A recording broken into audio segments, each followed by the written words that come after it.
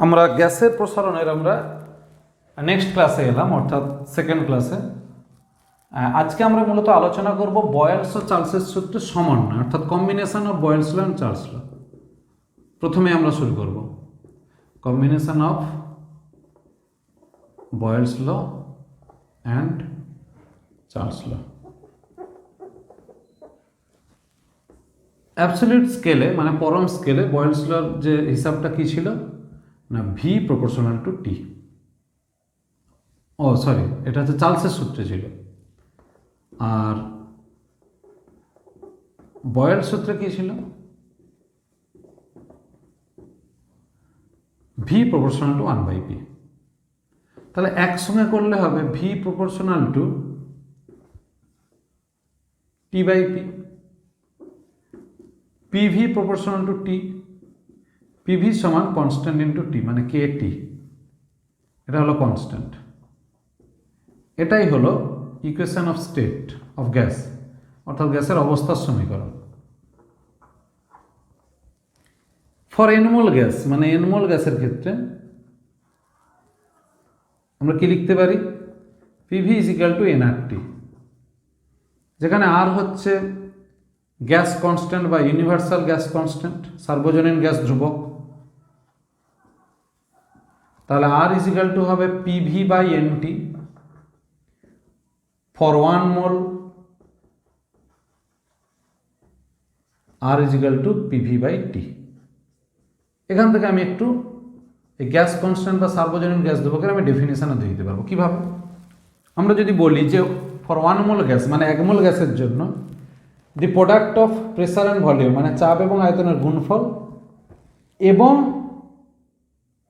পরম স্কেলে উষ্ণতার অনুপাতকেই বলবো সার্বজনীন গ্যাস ধ্রুবক। অর্থাৎ the universal gas constant is the ratio of the product of the pressure and volume to the absolute temperature of the gas for 1 mole। অথবা আমরা বলতে পারি যে 1 মোল গ্যাসের ক্ষেত্রে চাপ এবং আয়তনের গুণফল এবং তার পরম স্কেলে উষ্ণতার অনুপাতকেই বলবো সার্বজনীন গ্যাস ধ্রুবক। তাহলে এভাবে ডেফিনেশন হলো। আমাদের ম্যাথমেটিক্সটা মূলত মনে রাখতে হয়। এখান থেকে এবার আসছি আর এর একক এবং মান। আর এর একক এবং মান আমরা লিখছি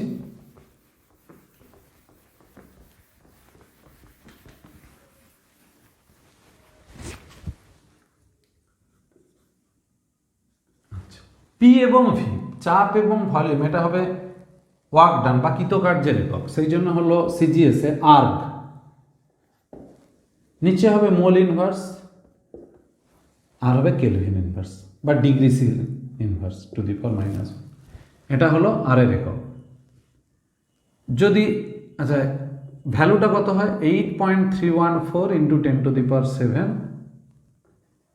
arc mole inverse degree C inverse. এবার আসছি এসআই একক। এসআইতে কত হবে? 8.314। আর্ক মানে হচ্ছে এসআইতে হয়ে যাবে joule, mole inverse kelvin inverse, degree C inverse এখানে হবে কেলভিন ইনভার্স। যদি আমরা প্র্যাকটিক্যাল ইউনিট নিই, ব্যবহারিক একক, তাহলে আমরা পাবো 0.082 লিটার অ্যাটমসফিয়ার, অর্থাৎ বায়ুমণ্ডলীয় চাপে এবং লিটারে এককে ভলিউম, চাপটা থাকবে বায়ুমণ্ডলীয় চাপে, মোল ইনভার্স কেলভিন ইনভার্স। এগুলো হলো মান একক, তিনটে পদ্ধতি। যদি আমরা মাত্রা লিখি তাহলে কার্যের মাত্রা হয় M L square T to the power -2, নিচে হবে mole inverse kelvin to the power -1। Mole inverse অনেক সময় মাত্রাতে অপশানে থাকে, অনেক সময় থাকে না, এটা খুব সাবধান। তাহলে মাত্রা হলো M L square T to the power -2 K to the power, এই নিচে এটাকে সরি, তাহলে কে to the power -1 R mole two the power -1। তো অনেক সময় মোলটা থাকে না, এটাও আমি বলে দিলাম। মোল হচ্ছে একটা নাম্বার, সংখ্যা। এইগুলো হলো আর এর সংজ্ঞাটা আগে বললাম, মান, মাত্রা, একক, এগুলো সব লিখলাম। এবার আমরা আসছি যারা যারা মানে যে সমস্ত gas PV equal to nRT এই ইকুয়েশনটা মেনে চলে তাদেরকে আমরা বলবো আইডিয়াল গ্যাস বা আদর্শ গ্যাস। যারা যারা এটা মেনে চলে না তাদেরকে বলবো রিয়েল গ্যাস। তাহলে আমাদের এই লাইফে যতগুলো আমরা গ্যাস দেখতে পাই সবগুলোই তো রিয়েল গ্যাস। তারা কিন্তু কেউ এটা মেনে চলে না। তাহলে পিভি সমান এনআরটি যারা মেনে চলবে তাদেরকেই বলবো আমরা আইডিয়াল গ্যাস বা আদর্শ গ্যাস। এটা আমরা মনে রাখবো। এবার আমরা আসছি এখান থেকে কিছু অঙ্কের জন্য কিছু ফর্মুলা। যেমন এখন আমরা এবার লিখতেই পারি এন আর যদি কনস্ট্যান্ট ধরি তাহলে আমরা কি ধরবো, অঙ্কের জন্য এগুলো বলছি, P V by D equal to constant বা ধ্রুবক। এখান থেকে আমরা লিখবো P one V one by T one, অঙ্কের জন্য খুব important, P two V two by T two. এই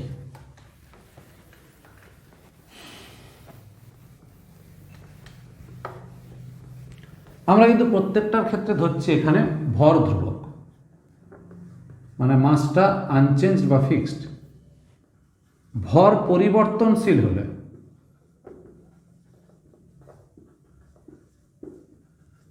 যদি ভর চেঞ্জ হয় তখন আমরা লিখব PV by MT equal to ধ্রুবক। মানে কি, P one V one by M one T one equal to P two V two by M two T two. এইটা ভর পরিবর্তনশীল হলে, আর এটা ভর ধ্রুবক হলে। এবার আমরা আসছি এম বাই ভি এর জায়গায় লিখতে পারবো রো, তাহলে P by rho one T one equal to P by rho two T two. এটা অঙ্কের জন্য। এখান থেকে আমরা লিখব P by rho T equal to ধ্রুবক। কত সূত্র বেরিয়ে আসছে একটা একটা করে। যদি পি কনস্ট্যান্ট থাকে তাহলে rho T equal to constant, মানে রো টি সমান ধ্রুবক, মানে হলো rho proportional to one by T. এটাও অঙ্কের জন্য লাগবে। যদি রো কনস্ট্যান্ট হয়, মানে রো যদি ধ্রুবক হয়, তাহলে হবে P by T equal to constant সমান পি সমানুপাতি টি। যদি টি কনস্ট্যান্ট হয়ে যায়, টি, তাহলে পি কনস্ট্যান্ট হলে এটা বলেছিলাম, তো টি যদি কনস্ট্যান্ট হয় তখন হবে, মানে টি যদি ধ্রুবক থাকে টেম্পারেচার, তাহলে P by rho equal to constant, তাহলে পি প্রপোর্শনাল টু রো। এগুলো সব অঙ্কের জন্য কাজে লেগে গেল এক একটা করে। তাহলে যতগুলো লিখেছি এগুলো কিন্তু আমাদের অঙ্কের জন্য খুব ইম্পর্ট্যান্ট ফর্মুলা। বিশেষত এটা একটু আনকমন। ভর যখন পরিবর্তনশীল, মানে মাস যখন কন্টিনিউয়াসলি চেঞ্জ করে তখন। আর এই তিনটে খুব কমন, এটা তো একদমই কমন, এটা মাধ্যমিকও আমাদের অঙ্কগুলো আসতো এই ফর্মুলা থেকে। এই হলো আমাদের অঙ্কের ব্যাপারটা। এবার আমরা আসছি পরবর্তী অংশে, আপেক্ষিক গ্যাস ধ্রুবক, অর্থাৎ স্পেসিফিক গ্যাস কনস্ট্যান্ট বা রিলেটিভ গ্যাস কনস্ট্যান্ট, আপেক্ষিক গ্যাস ধ্রুবক। তাহলে আমরা এতক্ষণ যে সার্বজনীন গ্যাস ধ্রুবক পড়লাম সেগুলো প্রত্যেকটা ছিল কিন্তু পার মোলে, অর্থাৎ এক মোল গ্যাসের জন্য। এবার আমরা আসছি আপেক্ষিক গ্যাস ধ্রুবক, সেখানে কিন্তু মোল নয় আর গ্রাম থাকবে। আপেক্ষিক গ্যাস ধ্রুবক, এটা হচ্ছে আসলে স্মল আর দিয়ে লেখা হয় ক্যাপিটাল আর বাই এম।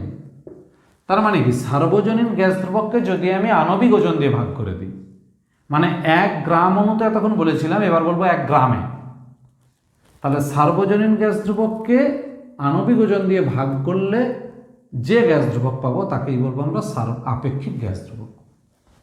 তাহলে এইগুলো আমরা এবার আইডিয়া করতে পারি কিছু গ্যাসের উদাহরণ নিয়ে। যেমন ধরো ফর হাইড্রোজেন যদি ধরি তাহলে কি হবে, আর হাইড্রোজেন কত হবে, আর বাই 2। ফর অক্সিজেনের জন্য কত হবে, আর অক্সিজেন, এটা হবে ক্যাপিটাল আর বাই 32।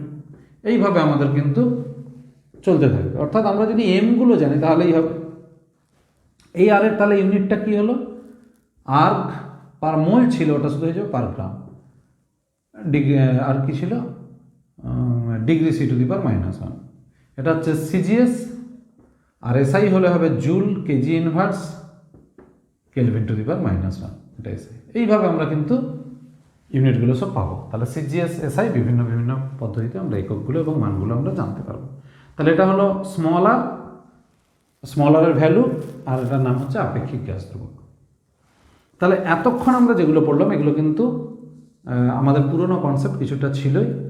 এবার আমরা যেটা আসছে একটু অন্য ধরনের, যে গ্যাসের ক্ষেত্রে আমরা এতক্ষণ যে গ্যাসের আয়তন প্রসারণ গুণাঙ্ক বা আমরা যেটা পড়লাম ওই চার্লসের সূত্র অনুযায়ী, সেইখান থেকে এবার আমরা কনসেপ্টে আসবো। কীরকম?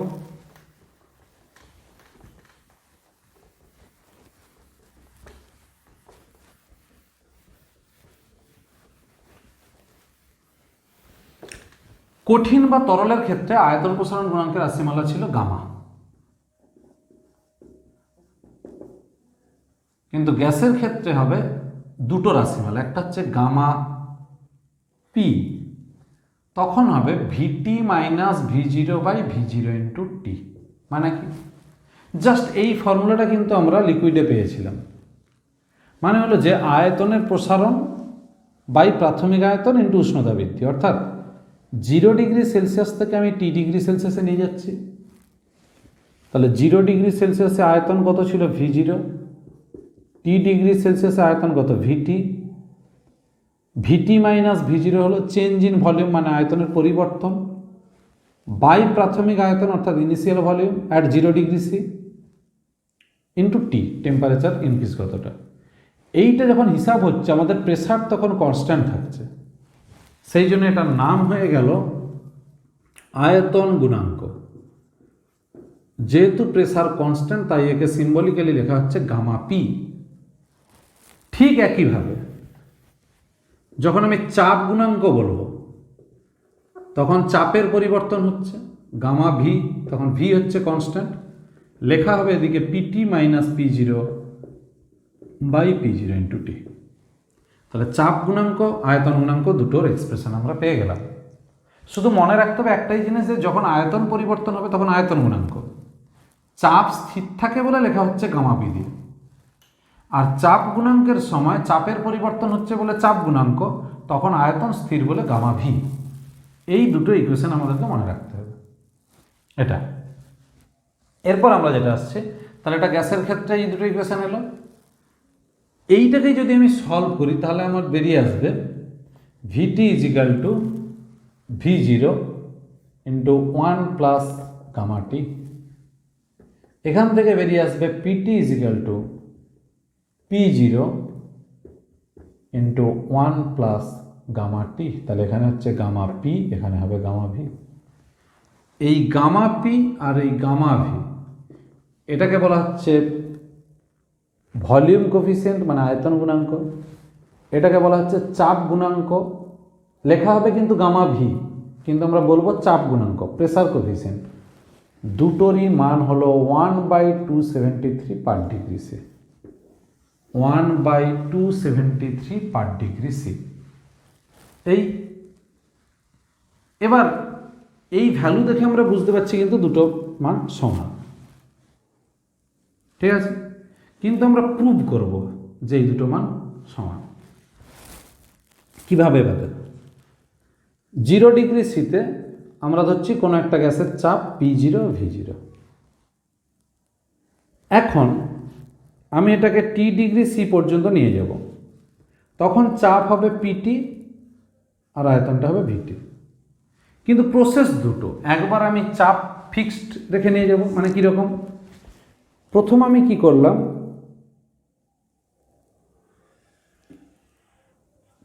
পি ফিক্সড করলাম, তাহলে ইন্টারমিডিয়েট স্টেটটা আমার কী হবে?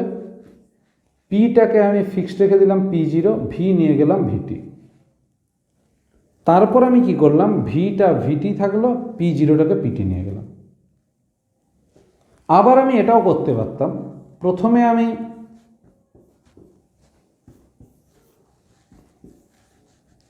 আমি V0টাকে ফিক্সড রাখলাম, P0টাকে পিটি নিয়ে গেলাম, তারপর ওখান থেকে আমি পিটিটাকে ফিক্সড রেখে V0টাকে ভিটি নিয়ে এসেছি। তার মানে আমার কাছে দুটো কন্ডিশন, একবার আমি চাপ ফিক্সড রেখে আয়তনের পরিবর্তন, আরেকবার আয়তন স্থির রেখে চাপের পরিবর্তন। যে কোনো একটা আগে যে কোনো একটা পরে করতে পারি। তাহলে আমি আলটিমেট নিয়ে যাচ্ছি কোথায়? P0 V0 থেকে পিটি ভিটিতে নিয়ে যাচ্ছি। কিন্তু আমি বারবার বলছি আমার কাছে দুটো প্রসিডিওর, প্রথমে আমি চাপ স্থির রেখে আয়তনের পরিবর্তন ঘটাতে পারি, বা আয়তন স্থির রেখে চাপের পরিবর্তন ঘটাতে পারি। তো এখন আমরা যেটা পাচ্ছি এই দুটো স্টেজ, একটা হচ্ছে P0 ভিটি আর একটা হচ্ছে V0 পিটি। এই যে দুটো আমরা স্টেজ পেলাম, সেখানে আমরা এবার কি সূত্র বসাবো, এটা P0 বসাবো, ভিটির জায়গায় লিখবো V0 into 1 plus gamma PT, আর এটাতে বসাচ্ছি V0 ইন্টু এটা P0 ইন্টু 1 প্লাস গামা ভিটি। আমি এরকমটা কেন লিখতে পারলাম না, এটাও টি টেম্পারেচারে এটাও টি টেম্পারেচারে, তাহলে আমার P1 V1 is equal two P2 V2। এখান থেকে আমরা পেয়ে যাচ্ছি 1 plus gamma PT equal to 1 plus gamma VT, তারপর ওখান থেকে gamma P equal to gamma V. এই যে দুটো সমান আমরা পেলাম, তাহলে এখান থেকে বলতে পারবো যে চাপ গুণাঙ্ক এবং আয়তন গুণাঙ্ক সমান। তাহলে এই যে প্রুফটা, এটা দেখবে যে কোনো বইতে একটু ব্লক ডায়াগ্রাম করে একটু ভাষা টাষা দিয়ে লেখা আছে, এটা আমরা রেডি করে নেব। আর এটা আমরা মনে রাখবো যে দুটোরই ভ্যালু হয় 1/273 পার ডিগ্রি সি। আর ইকুয়েশন এবং ডেফিনেশন তাদের ইউনিট সবগুলো আমরা মনে রাখবো। ইউনিট তো আমরা দেখতেই পাচ্ছি পার ডিগ্রি সি। এবার এই যে এত আলোচনা হলো, আমরা মোটামুটি গ্যাস চ্যাপ্টারটা কভার করলাম। তো এবার দুটো ইম্পর্ট্যান্ট কথা আমি বলবো এখানে। এক হচ্ছে যে গ্যাসের ক্ষেত্রে কেন আমরা ইনিশিয়াল টেম্পারেচারটাকে 0 ডিগ্রি সি নিচ্ছি, এটা একটা। তার উত্তরটাকে বলি, গ্যাসীয় পদার্থ বা গ্যাস খুব সহজে এক্সপানশন হতে পারে, মানে তার খুব সহজে এক্সপানশন হতে পারে, অর্থাৎ খুব বেশি বেশি প্রসারণশীল। তো দেখা গেছে যে যদি ইনিশিয়াল টেম্পারেচার মানে প্রাথমিক উষ্ণতা 0 ডিগ্রি সি হয়, তারপর যদি আমরা 1 ডিগ্রি সেলসিয়াস উষ্ণতা বৃদ্ধি করি, তাহলে কত হলো 1 ডিগ্রি সেলসিয়াস। সেক্ষেত্রে প্রেসারকে ফিক্সড রেখে ভলিউমের যে পরিবর্তন হচ্ছে, মানে আয়তনের যে পরিবর্তন ঘটছে, দেখা যাচ্ছে যে যদি আমি ইনিশিয়ালটা 30 ডিগ্রিতে রাখি, তারপর যদি 1 ডিগ্রি সি ইনক্রিজ করি অর্থাৎ 31-এ নিয়ে যাই, তখন যে চেঞ্জটা হচ্ছে দুটো আলাদা। তাহলে দুটোই 1 ডিগ্রি সি এর পরিবর্তন, দুটোই 1 ডিগ্রি সেলসিয়াস টেম্পারেচার ইনক্রিজ, কিন্তু দুটোর ক্ষেত্রে আলাদা আলাদা ভলিউমের চেঞ্জ হয়ে যাচ্ছে। এইটার কারণ হিসাবে ধরা হলো যে ইনিশিয়াল ভলিউমটা আমরা আলাদা পাচ্ছি, একবার 0 ডিগ্রি সিতে আর একবার 30 ডিগ্রি সিতে। সেই জন্য ইউনিকনেস মানে সবার একটা সুষমতা বজায় রাখতে গিয়ে ধরতে হলো সবাইকেই যে ইনিশিয়ালটা নিতে হবে 0 ডিগ্রি সি। এটা গেল একটা ব্যাখ্যা। আর একটা ব্যাখ্যা, এই দুটো গুণাঙ্ক এলো কেন গামা পি গামা পি, এটা আগেও একবার বলেছি যে গ্যাসীয় পদার্থের ক্ষেত্রে যখন আমি উষ্ণতা বৃদ্ধি করব, তখন যেমন চাপের পরিবর্তন হতে পারে, একই সঙ্গে আয়তনেরও পরিবর্তন হতে পারে। তাহলে আমি তাপ দিলাম, সেই তাপটা দুভাবে কাজ করে গেল। তাহলে আমি যদি শুধু আয়তনের পরিবর্তন বুঝতে চাই, তাহলে আমাকে চাপটাকে স্থির করতে হবে। যদি আমি চাপের পরিবর্তন বুঝতে চাই, তাহলে আমাকে আয়তন স্থির করতে হবে। এইভাবে আমরা একটাকে স্থির করে অন্যটার পরিবর্তন দেখব বলেই দুই ধরনের গুণাঙ্ক।